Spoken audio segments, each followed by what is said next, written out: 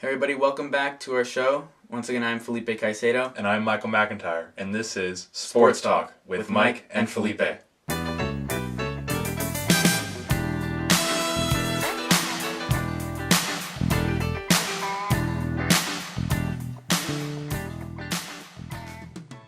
So, as we begin our next program, we're going to talk a little bit more about the MLB current situation right now.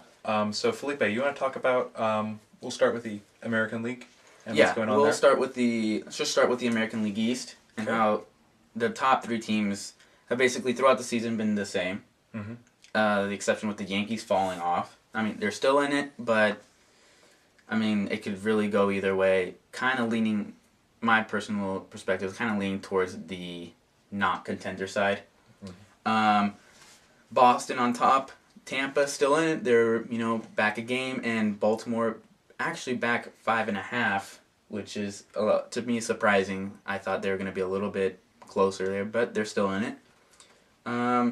We'll go down to the Central. Detroit, I think they've got it locked up already. They're 5 games up. Cleveland is hot lately, but I don't think they're going to push any further.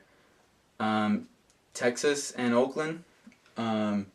Oakland is in first. Texas is down 2.5, but they've really stepped up their game. Their pitching has kept them alive, and they always have that great offense down in Arlington.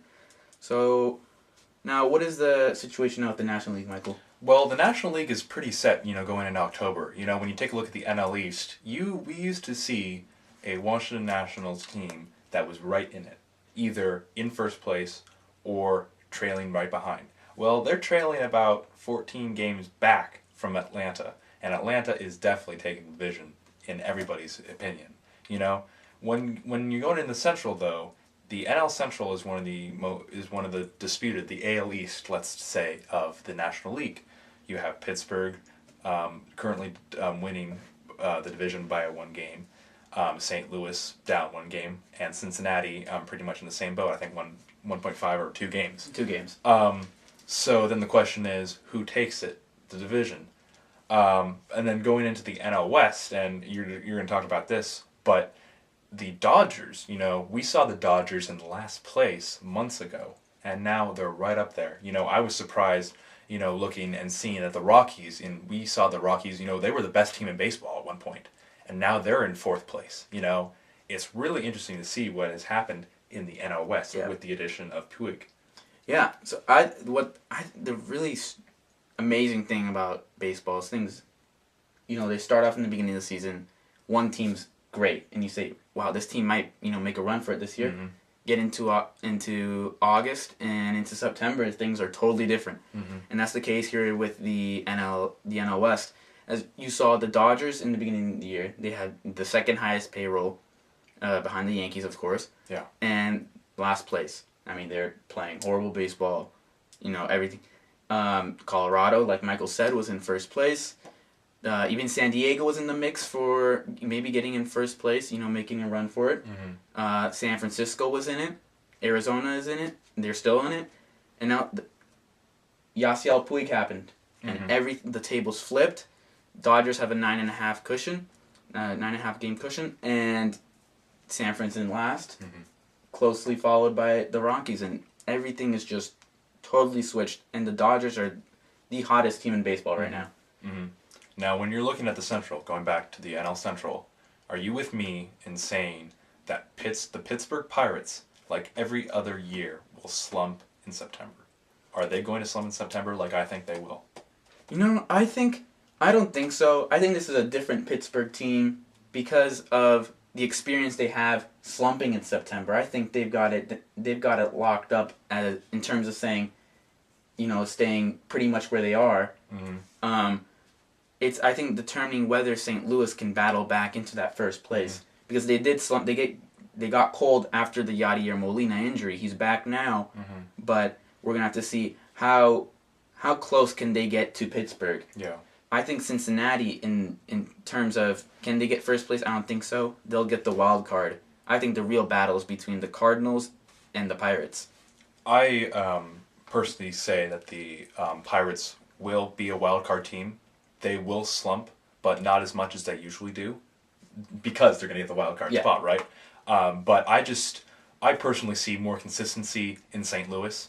And the thing about St. Louis and Pittsburgh is, looking at those teams from a perspective, a Western person's perspective, a Washington person's, you don't really see any superstars anymore. You'll see an Andrew McCutchen, right? But the thing about St. Louis and Pittsburgh is they're silent but deadly. They will win games, and they're consistent. Both of them are. I see a lot more consistency in St. Louis. That's why I'm going with St. Louis to win the division. And with the wild card teams, it's an obvious Pittsburgh and Cincinnati because both are very good teams, but both are not going to be.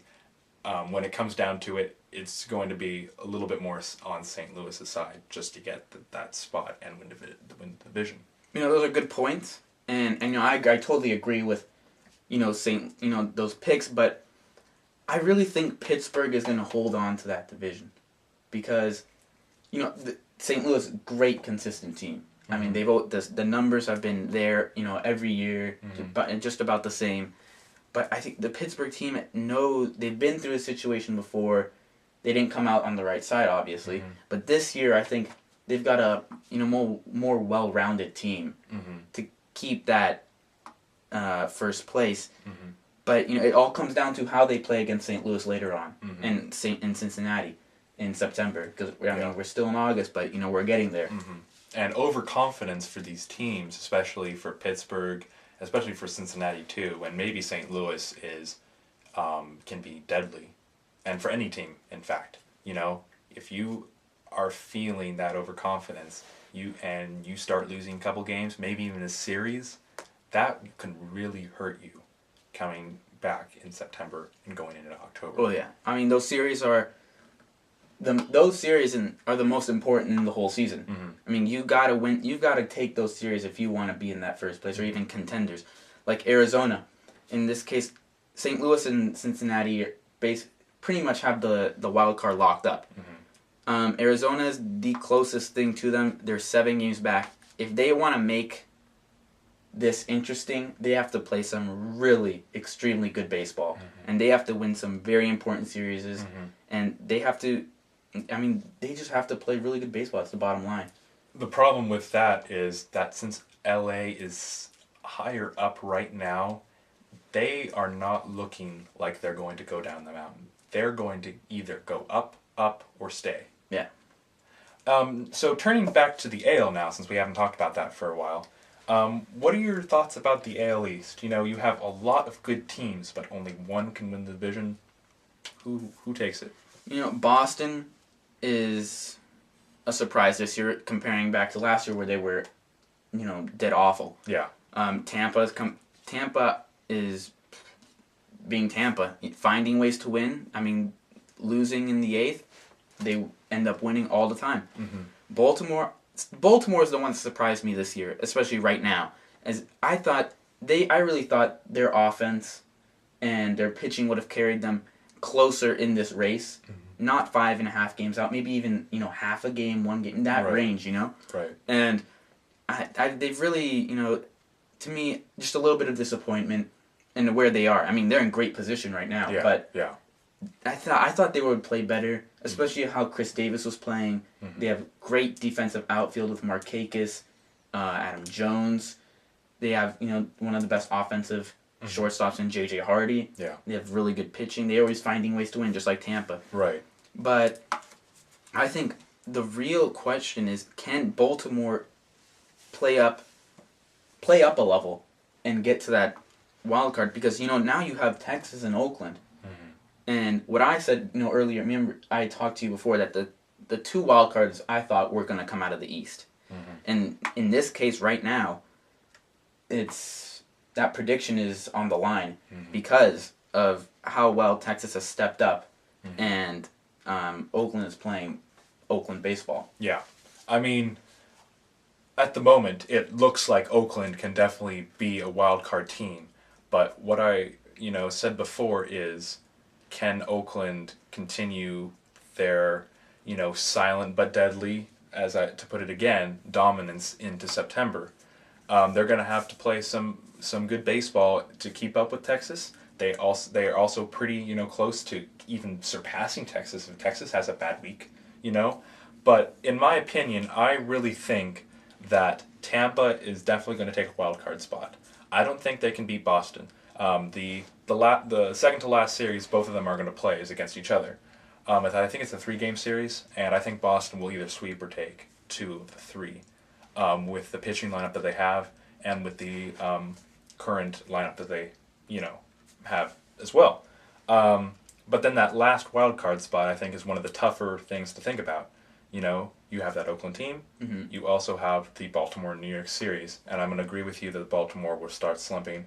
I don't think they can play on that level that they need to, especially with Chris Davis. Chris Davis is an amazing rookie. I think he should definitely be in consideration for Rookie of the Year. Mm-hmm. But when it comes down to it, I definitely am going with my, as I have told you guys before, I think the Yankees are still a good team. I think they will continue to establish that, the satisfaction that they have been having with winning games. I think they're going to win the last wild card spot. The Yankees?